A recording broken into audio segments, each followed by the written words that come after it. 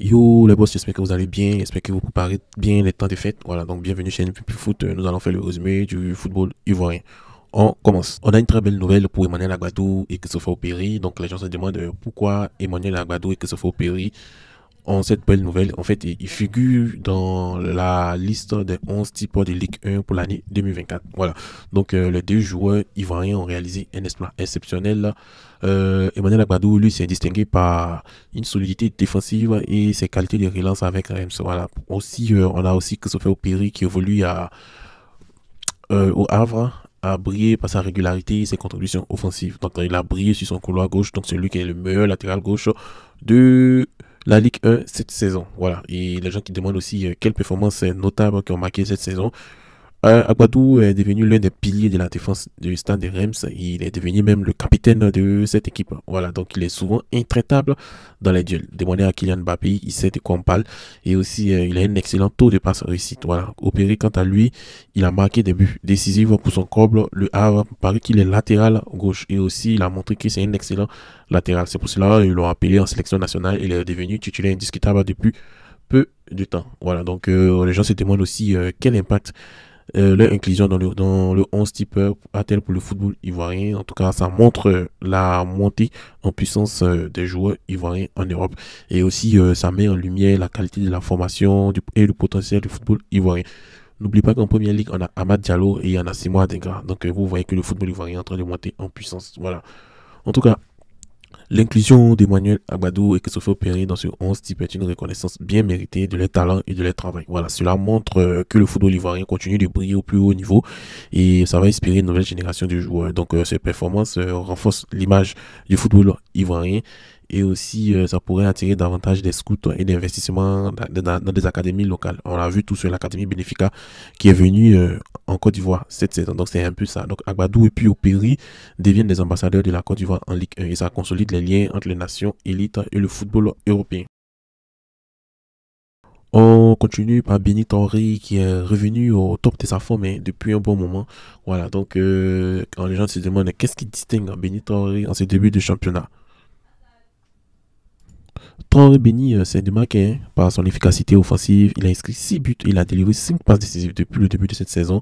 Ça fait de lui l'un des joueurs les plus décisifs de leur championnat. Et aussi, parmi les joueurs ivoiriens, ça fait aussi de lui un des joueurs les plus décisifs. Voilà. On se demande comment ces statistiques impactent-elles son équipe. En tout cas, ses contributions offensives ont été cruciales dans les victoires de son équipe et ça a apporté non seulement des buts, mais aussi il a aussi un rôle clé dans la création d'occasions qui booste ainsi la performance collective de l'équipe. En tout cas, c'est Monsieur Plus de l'équipe et il a un de ses coéquipiers qui s'appelle Sedan Shaqiri que tout le monde connaît avec la Suisse, qui est vraiment fan de notre Béni Traoré. Donc ils sont en train de s'amuser, c'est vraiment un régal pour eux de jouer au football là-bas. Maintenant, que signifie cette performance pour sa carrière? C'est ce que les gens se demandent. Ce sont des chiffres qui montrent sa réputation en tant que joueur de haut niveau à 22 ans et ça augmente sa visibilité auprès des spectateurs et ça confirme aussi son statut de leader sur le terrain. Voilà. On connaît tous les déboires qu'a eu Béni Traoré. Heureusement qu'il a su réorienter sa carrière et on voit déjà les fruits. Voilà. Donc il est clairement en train de s'imposer comme un acteur incontournable dans son championnat et il a un apport constant, que ce soit en termes de but ou en passe décisive et ça montre aussi sa polyvalence et sa maturité.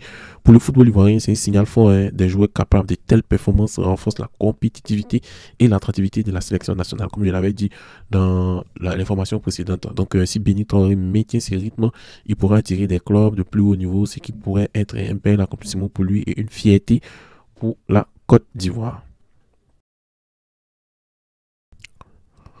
On continue avec Eric Bailly qui est de retour de blessure. Donc les gens sont vraiment contents parce que Eric Bailly c'est vraiment un des chouchous de l'équipe de Côte d'Ivoire. Donc il demande quand est-ce que Eric Bailly va faire son retour sur le terrain. Voilà. Donc on sait tous qu'après une blessure à la clavicule subie depuis le fin octobre dernier, Eric Bailly est revenu le week-end dernier. Il a joué une mi-temps contre le Real Betis pour avoir un peu de sensations. Voilà. Donc on sait bien que comme il a joué une mi-temps, peut-être il va être titulaire indiscutable, mais peut-être il va jouer une mi-temps encore. On attend pour voir.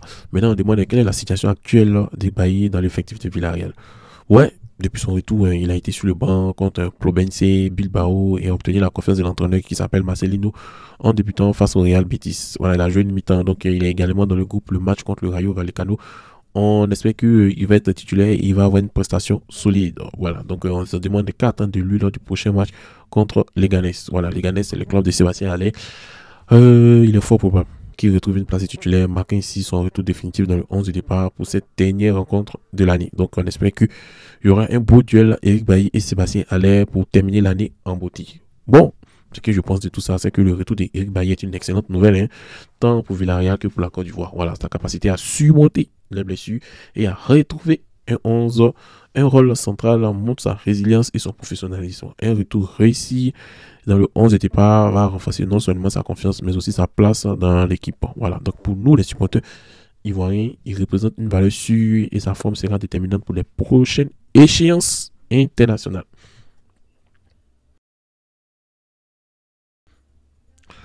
On va terminer avec la qualification qui la Côte d'Ivoire va jouer contre le Burkina Faso très bientôt au stade Félix Houphouët-Boigny le dimanche. Donc on se demande quel appel Romaric Ndri, l'entraîneur, a lancé aux supporters ivoiriens. Donc le sélectionneur des éléphants locaux a exhorté les supporters à venir nombreux au stade pour jouer le 12e homme et créer une ambiance électrique cruciale pour galvaniser voilà l'équipe contre celle du Burkina Faso. Donc on atteint une victoire 4-0 de notre équipe nationale. Faut pas y aller 4-0 et puis ils vont nous donner 4-0. C'est que si on atteint une victoire de notre équipe nationale. Aussi, certains se demandent dans quel état d'esprit se trouve l'équipe ivoirienne avant ce match. Et le coach dit que l'équipe affiche une excellente ambiance et une grande motivation. Selon lui, la pression est présente, mais elle est perçue comme positive et stimulante pour les joueurs. Aussi, il y a d'autres qui ont posé cette question. Ils disent quelle est la stratégie et la vision qu'a le coach pour ce match. Il dit qu'il vise un résultat positif, surtout ne pas encaisser de but tout en maintenant une concentration maximale pour le match retour. Il mise une préparation calme et déterminée pour relever ce défi. Voilà, donc pour moi, l'approche du coach Ndri Romaric est à la fois stratégique et inspirante. En mobilisant les supporters, il met en avant l'importance de l'unité nationale dans le moment décisif du football. Donc, on a un discours équilibré entre confiance et prudence. Et aussi, cela reflète aussi une gestion mature de la pression en tant que jeune coach. La Côte d'Ivoire a toutes les cartes en main pour réussir, à condition que l'équipe reste disciplinée et que les supporters répondent massivement à l'appel. Voilà, pour transformer le stade en un véritable bastion de soutien. Donc, chers amis, c'est tout pour le journal des éléphants. J'espère qu'il vous a plu. N'oubliez pas que quand vous rentrez dans la chaîne, on fait un peu de béret, quoi. On fait un peu de béret, on a fait une chaîne de béret, à la demande de tous. Ils veulent qu'on fasse une chaîne de béret. Donc, on a fait une chaîne de béret et c'est MVP News. Donc, tout ce que vous voulez savoir dans le côté People, MVP News est là. Donc, quand vous cliquez sur la chaîne, vous allez voir la playlist un peu de béret. C'est les vidéos de MVP News. Vous pouvez aller regarder et vous abonner. Ça va nous faire plaisir. Donc, merci et puis passez un agréable week-end. Pour ceux qui ne vont pas regarder la vidéo jusqu'à Noël, je vous souhaite déjà joyeux Noël à vous. En tout cas, abonnez-vous avant de partir fêter Noël.